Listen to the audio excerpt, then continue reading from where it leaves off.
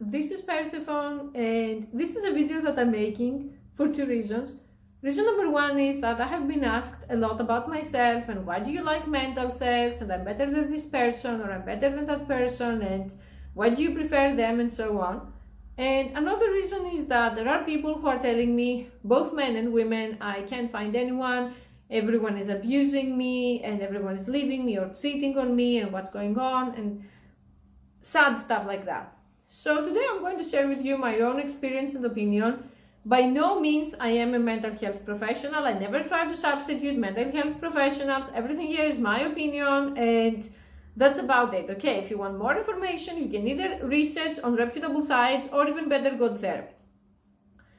So to start from my own experience and usual tales from the crypt story, when I was a kid, if you have watched my videos from the past, like my story and other videos, you would know that in my formative years, I grew up in a kind of an unusual situation where it was my grandmother, my father, and me in an island, which is pretty much his mother-in-law and like him and me.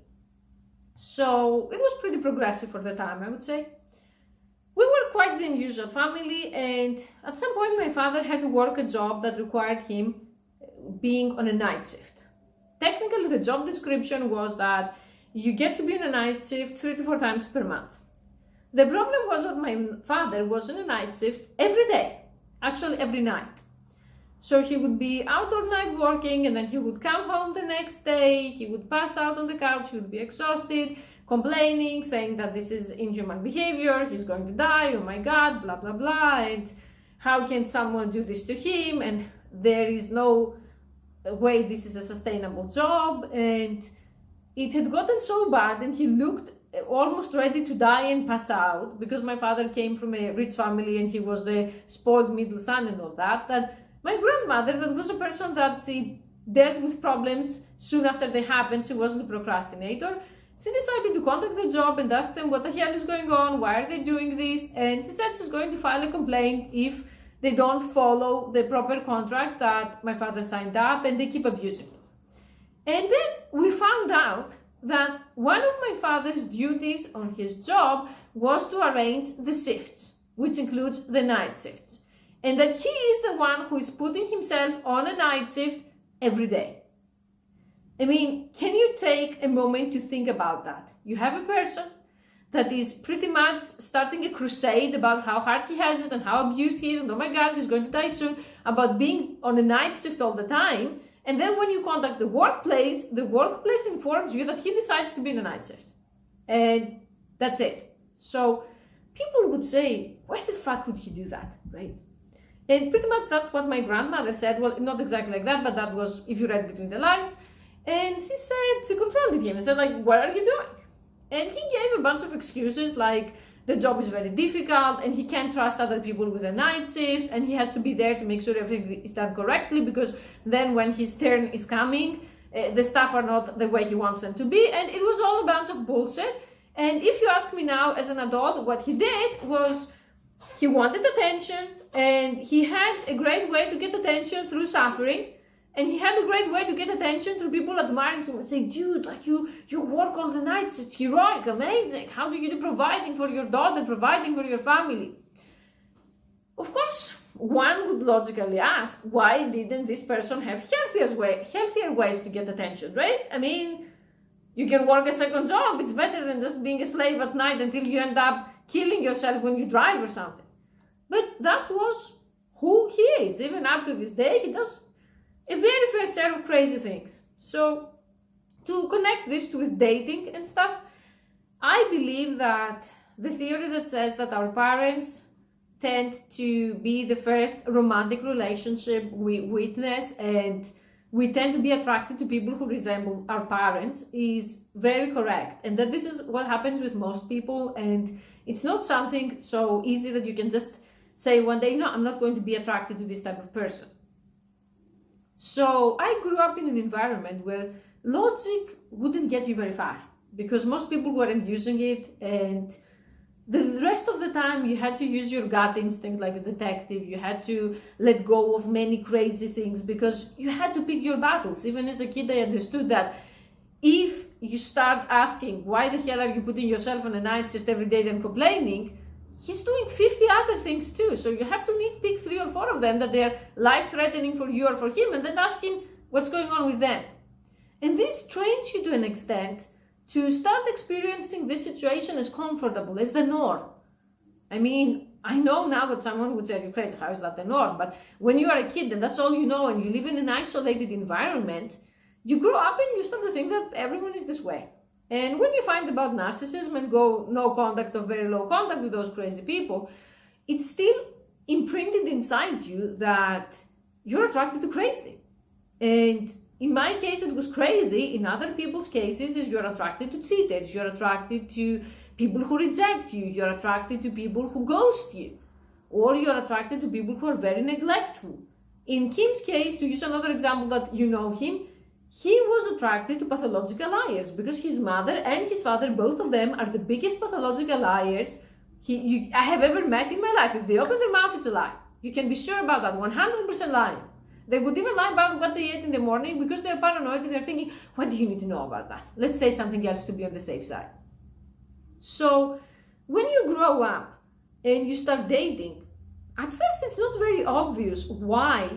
And it looks like bad luck because we have Hollywood, we have society teaching us that, just work on yourself, just lift bro, just take showers bro if you're a guy, or just lose weight, be positive if you're a girl, and the right person will come along. And you attract the land of loons with all of its citizens every single day. And if you are the next case on that, I'm not going to call it game, but if you are in the more serious case, you're going to attract those as friends as well, and as business partners. And you start to think about all that and say, it's me, it must be me, something is wrong with me. And it's not you. I believe that all of us, that we had abusive families or psycho families, it was not our fault. You grew up witnessing that, and even when I met people that they ticked every box that they are not crazy, they seemed boring and repulsive. I felt like I'm choking with them. I would describe this as a suffocating feeling that, oh my God, how boring, I can't. And of course that brings a lot of hate from normal people, and rightfully so, because not everyone has to know half a psychology book to understand what's going on with me. Because they say, I tick every box, I'm nice to you, I don't ghost you, I'm not crazy, I don't have 50 fake accounts, and yet you don't love me back. And you are attracted to people that they are bottom feeder pond scam. But I believe that, technically speaking, you should do the work with yourself to unlearn this behavior and teach yourself healthier behaviors. At least that's what I have been trying to do for years. That I had tried in the past to date normal people, I had tried to identify the problematic behaviors very early on, and honestly didn't work. I'm not saying this to discourage anyone. And I don't have a solid answer on this video unlike other videos, but I think it's a topic that is worth discussing. And I don't believe we should give up. In a sense of, if you find yourself attracted to a specific type of person, let's say a cheater, or a person who is unreliable, I fully support opening your dating pool and your dating choices to date other types of people as well. And I fully believe on cutting off people when they are toxic. It doesn't matter if you have to cut off 50 people. I'm not saying the example of the family so that people can say, well, this is how I was raised, nothing I can do about that, I like unavailable men, so I'm going to keep crying alone. No, this is not something that I believe you should give up in. Because one of the things that I really detest is when people let their parents determine who they're going to be. In the sense of, your parents told you you're unlovable, or your parents told you you're ugly, or you'll never amount to anything, and they broke you so much that you don't even try. That's not right. And you shouldn't let anyone alter your life and your path just because they talk about a bunch of bullshit and they share DNA with you. They don't know anything. For me, if I want to learn about money, I'm going to ask a millionaire, or I'm going to read what a millionaire wrote or watch his video. I'm not going to ask my mother-in-law that she's living paycheck to paycheck and soon she's going to be beggar, Asian and Beverly Hills vlog experience. You have to go to the right people. So no matter what your parents said or whatever toxic abuser said, most likely their lives suck. The highlight of the day is abusing you. So you shouldn't take anything very seriously. On the other hand though, you should take yourself seriously in the sense of, if you find yourself attracted to brain Ebola person after brain Ebola person, it is time to just take a break and sit still and wonder, why does this happen? And After doing many years of asking myself, why does this happen, and trying to do the work with myself, I don't feel confident that I can actually stop being attracted to what I'm attracted and start being attracted to healthier people. I don't feel the confidence because I had too many relationships with healthy people who ended up in very bad terms. And in the same way, I don't want to drag other people into my own bullshit. Because I know that there are empathic people, there are kind people who mean well, and they're going to say, I understand you have issues, we can work through them. There shouldn't be a we on my issues. I have to work on them alone, and the other people have to work through their issues alone. You're not here to rescue me, to pamper me, to protect me from myself, or whatever other thing you're sending me. So what I do, and I'm much happier in this lifestyle compared to trying to fit in a normal relationship, is if I can't help whom I'm attracted to, I can still do damage control, if you want to call it, to a very big extent. In the sense of, I don't trust anything to those people that is serious. I said in a previous video, in my relationships, whatever I trust people with, I can afford to lose. I can afford to be without. And they got accused by someone who says, yeah, but in relationships you can be vulnerable. That's the whole point of them, right? Well, not with the people that I actually like. With those people, you should sleep with one eye open like a samurai. So it's better if you don't give them too much responsibility. In a similar sense, I have defined my boundaries very strongly, and there are specific behaviors that if you do them, it's going to be World War III, and I don't care if you're attractive or if you're unattractive, if you're neurotypical, if your mother was Asian and she married a white dude because she wanted white dick and race climbing, it doesn't matter. Your problems are not my problems, and you have to hold yourself accountable. But I'm saying this because if you came from a shitty-ass family and you don't work through those things alone, because when our parents reject us, when our parents tell us we are not good enough, we are not smart enough, we're not pretty enough, we'll never amount to anything, this creates a bunch of unmet needs.